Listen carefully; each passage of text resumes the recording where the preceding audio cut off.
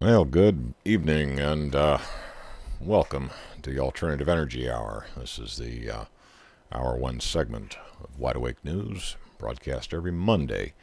And yes, it is Monday, April 8th, 2013. Hope everybody's in good spirits. Last week on this segment, we discussed with Sterling Allen of PESN.com an upcoming demonstration of a very intriguing alternative energy project that's being demonstrated in Switzerland this week. Sterling was able to make his fundraising goals and was able to buy a ticket, and he is now on the ground in Switzerland and has gotten up at 2 o'clock in the morning where he is. It's 8 o'clock here on the East Coast.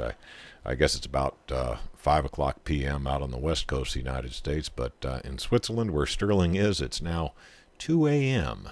And he's agreed to stop by and give us an update on what he's seen. Now, so far, as I understand it, I'm going to bring Sterling in here and let him discuss this with me. But Sterling, as I understand it now, today was really a setup day. You apparently did have. They're telling me my volume's not quite adequate, so I'll turn it up a little bit. You apparently did have a one-on-one with Mr. Yildiz, the inventor promoter of this particular device. But give us a little bit of a taste of what went down today. Yeah, we've had a lot of really cool things happen today. As you mentioned, we it's not runtime yet.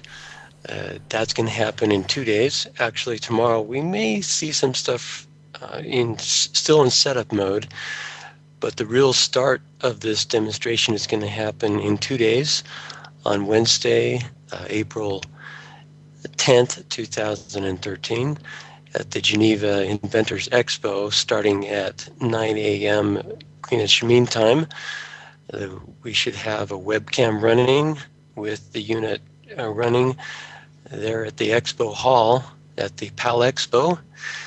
And I did get a lot of, I would say some fun one-on-one, wasn't really one-on-one time with the inventor and his group. Here we're just over the border where we're staying for now. I did get them to open the trunk of the car. I got to take a picture of what they have set up there, or what I should say is going to be the setup. And they were hoping to have Now, three motors on with that on them. that score, I don't mean to interrupt you, but on that score now, right now, for the Justin TV audience, for the folks who watch the audio video presentation on demand on YouTube, I do have a still shot on screen of what that motor looks like, and it is the picture that you sent me, where it looks like you snapped a picture of this device in the trunk of the automobile. But it's kind of difficult for people looking at this picture to get a clear feel for the size and dimensions of this thing. Can you just briefly describe for folks what we're looking at when we're looking at that photo that you took of the device in the trunk of the car? Yeah, we've not mentioned in the segment so far in the show that we're talking about an all-magnet motor that runs only on the power of magnetism and nothing else. This is something which is supposed to be impossible according to modern science, and they're actually quite small. The image that I've been seeing over a while, it seems bigger to me than what I'm seeing in person by about a third. It's pretty small. And we're talking about maybe 10 inches in diameter, maybe possibly pushing it maybe 12 inches. I didn't pull out a ruler. And the other one is going to actually even be smaller than that. And that one's actually got me a little excited. It's one of the devices they were planning to bring with them was stopped at the border as they were trying to get out of Turkey. They did have a Turkish patent office had described the motor from the patent that they were going to be bringing over And for whatever reason, it's just like was a no-go on that one. And so they've got 2 of the 3 devices they're hoping to bring with them. And it's actually going to be an accelerator, the second of the devices, where once he turns it on, it wants to go screaming away, and he's got the big long shaft pulling out of it, and not everyone, but a few people will have the opportunity to be able to grab their hands to that shaft and get a good burn if they try and stop it. He does have a set of leather gloves with him to prevent it from runaway, but anyone who's up for a good burn on their hands may get that opportunity. Again, this is not the most robust thing, so not everyone's going to get that opportunity, because it is something that is, if people push on the shaft one way or the other, it can damage the machine. So he's not going to allow just anyone to come and have that experience, but a few people will have that opportunity. And getting a burn from a shaft is a pretty good indicator of power. Well, it's a pretty good indicator of torque, anyway. I mean, that at least would convince me that there was some torque behind the thing. Now, as far as the device that you've seen, any idea how heavy that thing is? I mean, keep in mind that the largest portion of this audience is listening to this in radio land and was not able to see the still images that I put up on screen. So I'm trying to give people an idea what this thing looks like. Right. It's circular, and it's probably, I don't know, depth-wise is probably, 10 inches, 10 to 12 inches in depth. The weight is probably, in kilograms, probably in the ballpark of 10 to 15 kilograms. That would be my guess. Could be a little more than 20, 22 pounds, somewhere in that neighborhood. Yeah, it could be more than that. I didn't lift it up they were just looking at it in the back of the car.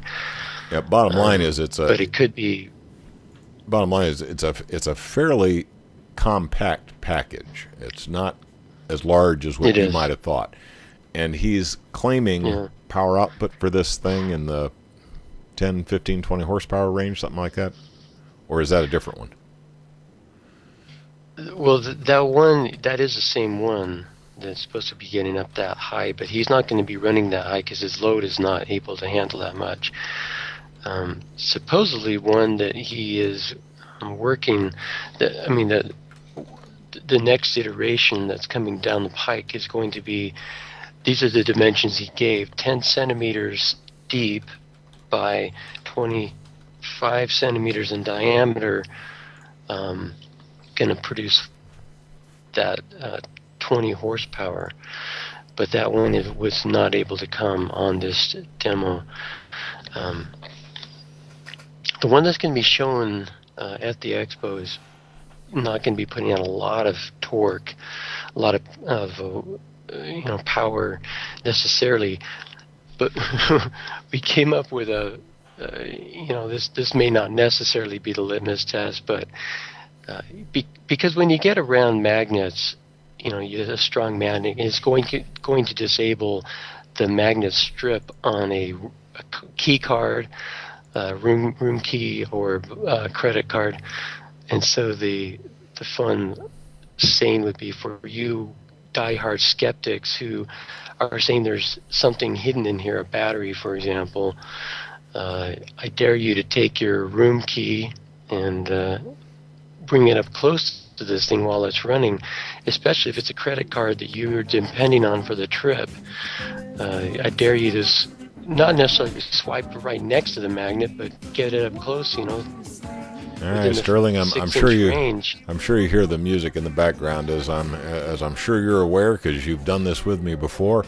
That signals that it's time to take our first commercial break, and when we come back, I'm going to give you a short video of Sterling getting to Switzerland on this expedition. Here we go. And we're back from our first break. Now, as I promised on the way out for that break, I do have a real short little video clip here I'm going to play. Hopefully the audio will be enough to entertain the folks listening on radio and those who are watching the video presentation on Justin TV or perhaps later on YouTube. We'll be able to get a little peek of the venue where this little dog and pony show is going down. Here we go. Hello, Sterling Allen here, Pure Energy Systems News, that's PESN.com online. I'm in Geneva at PAL Expo, a couple of days before the Inventors Exhibition, which is where Mir Yildiz is going to be giving his all-magnet motor demonstration. Just wanted to give you an idea of what it looks like here. Just got out of the airport, which is right next to PAL Expo. There's signs from inside the airport to PAL Expo.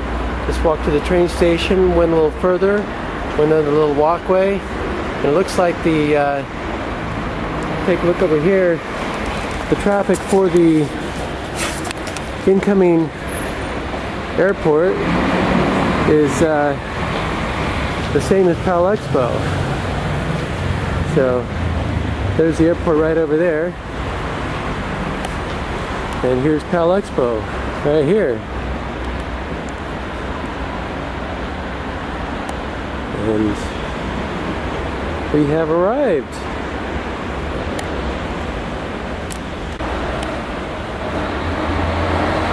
Okay, so there's a little introduction to the Starling Hotel, and you can see why we're hoping to be able to get in this venue to be able to do the demonstration of the Yildiz magnet motor.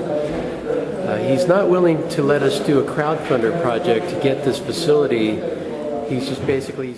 Okay, best laid plans of mice and men. I've just been informed from the Rinse studio that the audio segment of that did not get across to Rinse, so that is my fault. And to Brett at the Rinse studio, my apologies. I know you're going to catch the heat for the dead air there. My fault. Sorry, I thought I had that all wired together so that we'd at least send audio over to the Rinse studio, and apparently in pulling all the necessary wires, I missed one. In any case, Sterling, the folks who got to see this in video, the folks who are watching on Justin TV, and of course the folks who will be watching later on YouTube. They got to see what the outside of this place looks like. Perhaps you could give us a little bit of a description of the venue. Just what is this show all about? Who are the other presenters? I mean, what is the attraction to this thing? Well, one of the things that came across to me between the lines as I was listening to Mr. Yildiz talking last night, just before they were heading off to Slumberland, is that it is not easy to change plans. It's not easy to get in touch with the venue. You kind of have to work through your host, who in this case, not the host, but the organizer, which was the Turkish Patent Office. The Turkish Patent Office invited them, is paying their way. Any change in those plans have to be done through them. And so there is a possibility, just crossing the fingers tight enough, that they may be able to get some access to some indoor venue for their overnight showing of this thing through the patent office as well. So if we're out there in the campground, that means that didn't work or whatever. I hear you now. Or that there wasn't something available. Now, again, who will be some of the presenters at this thing? I mean, obviously, this is a big show. They're selling tickets. They're attracting an audience to come see the show. What are the big draws? What do you figure people are coming to see?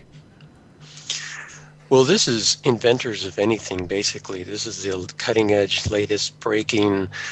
The kind of the tagline on their website is, if you've never shown it anywhere else, but it's really awesome, this is the place for you. This is kind of the place to make your big cannonball splash. And there are people from all over the world that go to this thing, and often, similar to Yildiz, it's Yildiz, I guess is how you pronounce that. I was corrected by Mr. Halil, his associate, last night of how to pronounce it. Yildiz, I think, is the proper pronunciation. I've been saying Yildiz, it's Yildiz. Anyway, other patent offices have invited inventors to this thing who they think have something of merit. And the Turkish patent office actually is going to have 3 different inventors from their country present at this. It's a huge facility. I've not been to a lot of expo halls in my life, but this is one on the bigger end of the spectrum. It sits right next to the airport. I mean, we're talking part of it is so close to the airport that there's actually signage, to Palexpo, and you actually walk to the expo from the tarmac, from the terminal. You go through the train section, and then the next stop on your walk is the expo, and it actually goes over the freeway. I guess we have something like that in Salt Lake City, where part of the expo hall goes underneath. It's not the freeway; it's one of the city streets. But in this case, you have the freeway going right underneath the. Hey, we're getting ready to come up on our next break. How many exhibitors are going to be at this show? Any idea? I'd like to slip that in. I just don't. I would guess it's in the ballpark of 350 to 400 exhibitors. A lot of different, and it's going to be kind of high end expo. And the type of audience that's coming to see this. I mean, are these manufacturers who are looking for a new widget to sell? These are salivating investors who are looking for the next big Bill Gates opportunity. Alrighty, and boy, I'll tell you, we timed that one close, Sterling. We are going to have to take our second break of the evening, so to the audience, please do stand by for these blatantly commercial announcements. We will be back in just a couple moments. And as I always like to mention about this time, please do show those advertisers a little love. We need them. Now then, Sterling, during the break, we were comparing notes a little bit about the size and the complexity of a show like this. And apparently, you did a little research, and you come to find out there's how many exhibitors at this show? 789 from 46 countries. 709. And Geneva is the world hub of inventorship, so to speak. It's the World Intellectual Property Organization, WIPO, is headquartered here, as is the World Trade Organization. In fact, the Starling Hotel, where I was hanging out yesterday, kind of waiting for things to percolate, which is just, it's a few meters from the expo hall. It's a sidewalk away kind of thing. They were having a World Trade Organization conference on their display as you walk in the door there. People coming in from all over the world. This is kind of a nexus of events in the world, let alone in Europe.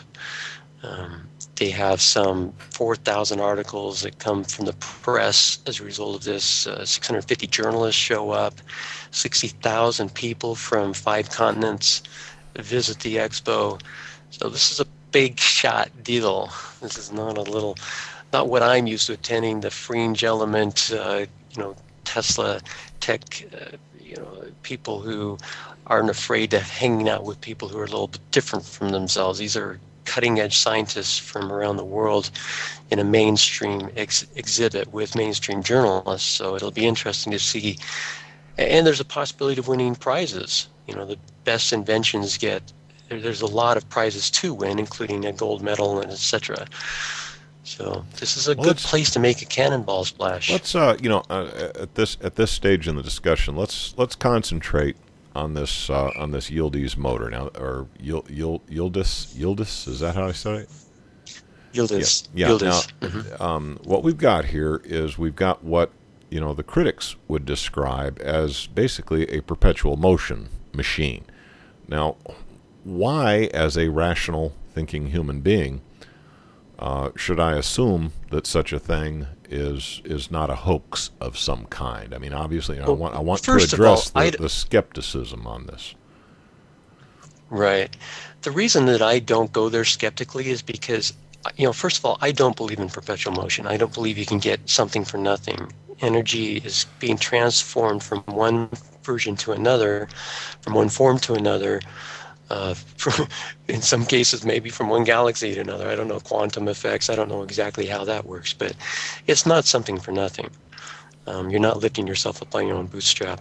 We don't know everything about magnets. Well, And yeah, one but now thing that was really cool is we the had common criticism would be that, if you set magnets in motion, eventually they're going to find equilibrium and come to rest. I mean, that is the standard argument. That's what the natural reaction of any critic of such a device is going to come back with.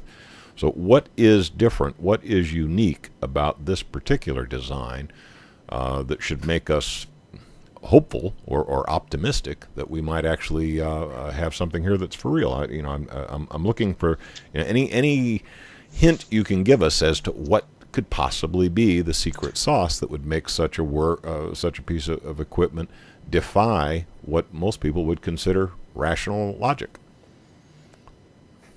I actually did get an explanation from Mr. Yildiz last night that I've not heard before, which is quite interesting. And we went through a few videos, and I've got a magnet motor page on my website at pezwiki.com, and he was saying this will work because this one won't work because of that. And the way he describes it, he drew a series of six cylindrical magnets, one stacked on top of each other, north, south, north, south, north, south, north, south. And he drew a big N on the top and a big S on the bottom. He says, this is what your understanding of magnets is, right? Yeah.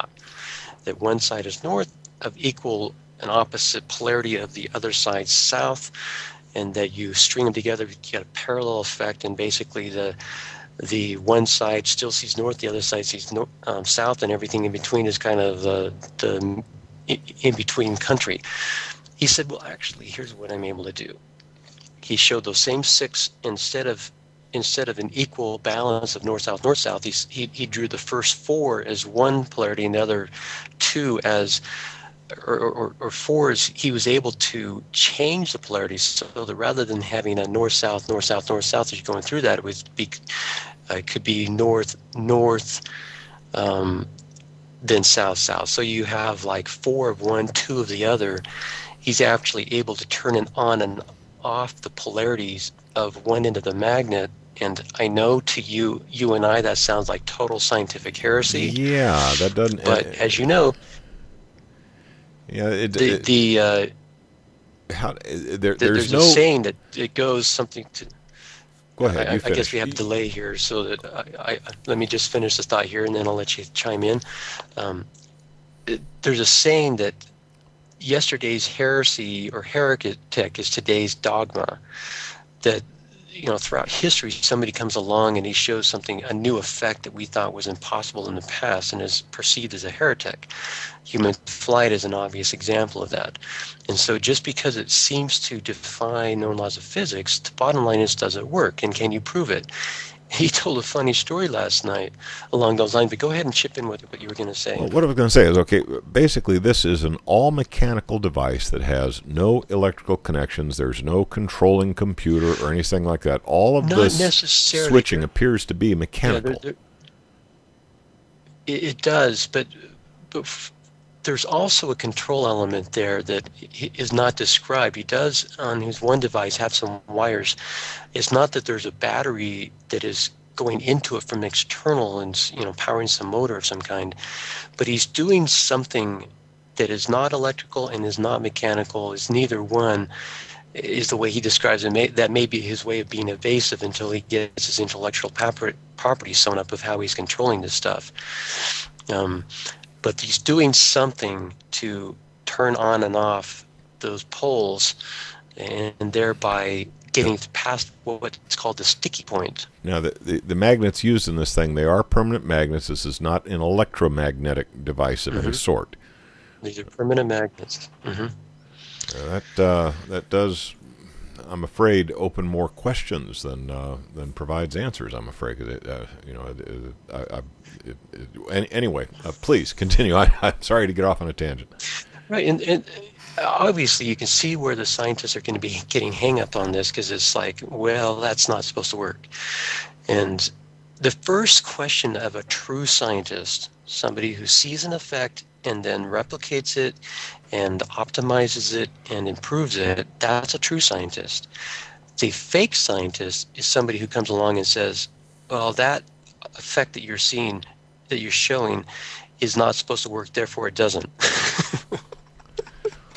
Well, that's politics. That's not science. Yeah, no. The problem is that when it goes against what you've been taught, you're obviously, it is an extraordinary claim. Therefore, you tend to want extraordinary proof.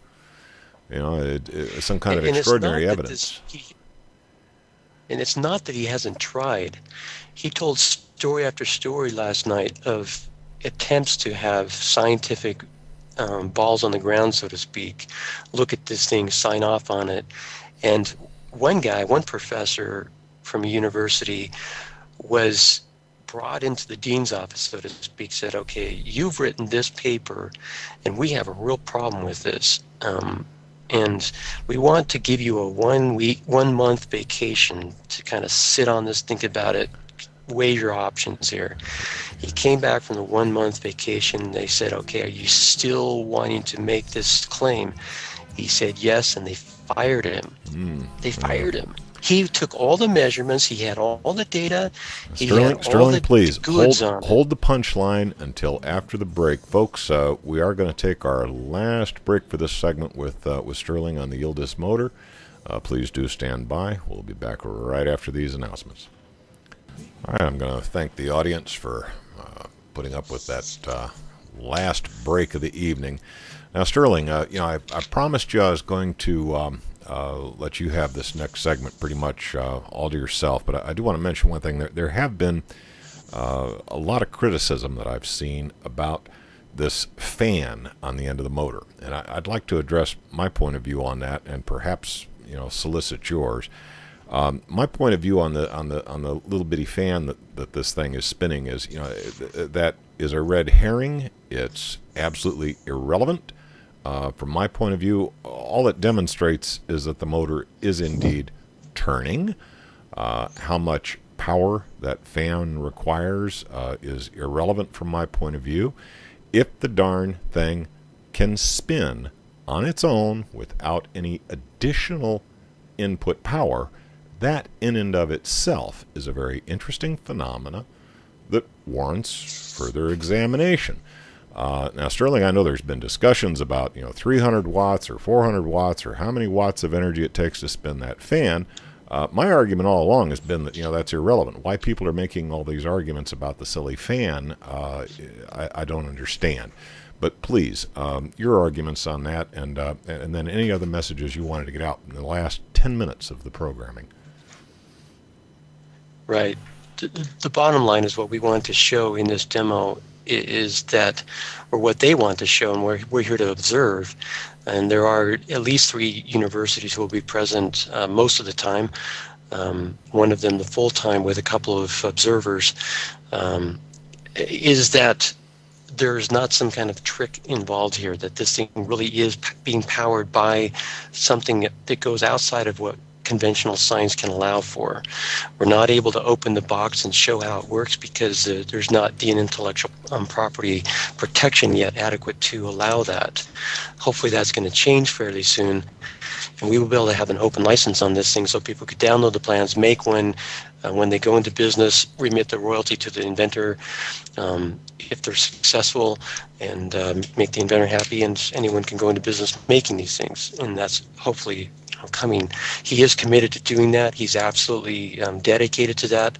The timing is just a question on that. But yes, you're right. One of the things that I think is the biggest obstacle is something I would call cognitive dissonance. The Rents audience knows very well you can talk yourself till you're blue in the face with somebody who's a skeptic, and if they want to believe that the government would never do something like that, you're not going to talk them out of it. You can talk about building 911 was an inside job, that those buildings could not fall at free fall speed unless they had help from the inside. the whether it was explosives or some kind of weaponry, the exotic weaponry, buildings cannot fall in free fall speed when you've got cement and concrete and iron and steel and girders, and they're not going to fall in free fall speed, period. That's a scientific fact that people who are in cognitive dissonance will not believe or embrace because they don't want to. It's not because the scientific evidence doesn't back it up. It's because they don't want to believe it, because they don't want to accept the rest of the conclusion that draws, that things are really bad. And that's what's going on here.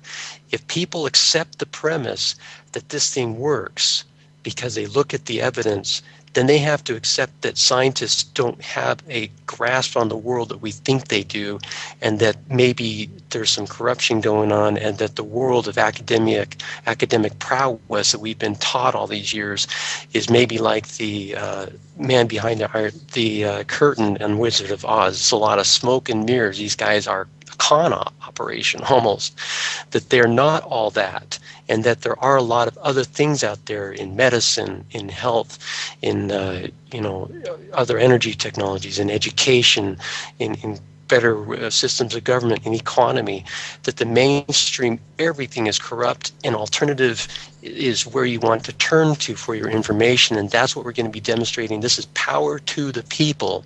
This is an opportunity for the people to see what the universities refuse to see.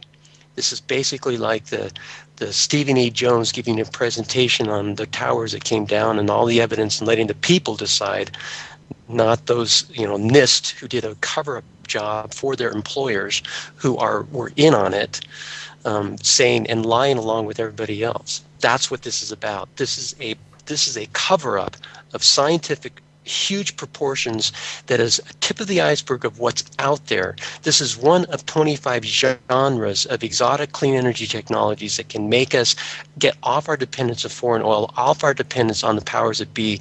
It's power to the people, very literally. That's what this is about. And that's why the scientists are digging in their heels, because it's not because of science, it's because of cognitive dissonance. That is the number one obstacle here. Take a deep breath. That was my little rant. I don't think you'll find too many in the audience that would disagree that there are many areas where there are cover-ups. There are truths that are being hidden from average Joe. But when you start talking about a consumer product, a consumer has a right to be somewhat skeptical of a product he's getting ready to lay his hard-earned money down. And if I were a small manufacturer and I was looking for the next great widget to try and build in my little manufacturing facility, I have very meager resources. I have to shepherd that money very carefully.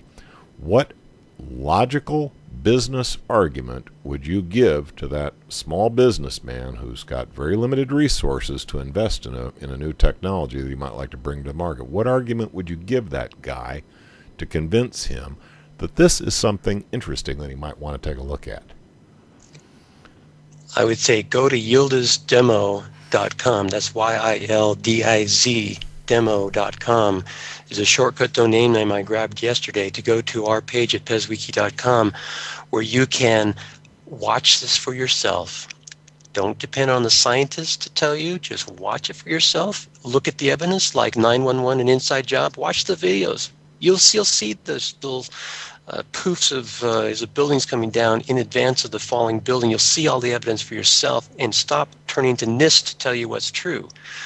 You see the evidence for yourself, watch the demo. You can watch it. It's going to be streamed live through Gary's show, smartscarecrow.com/live, L-I-V-E. You know how to spell live, smartscarecrow.com/live.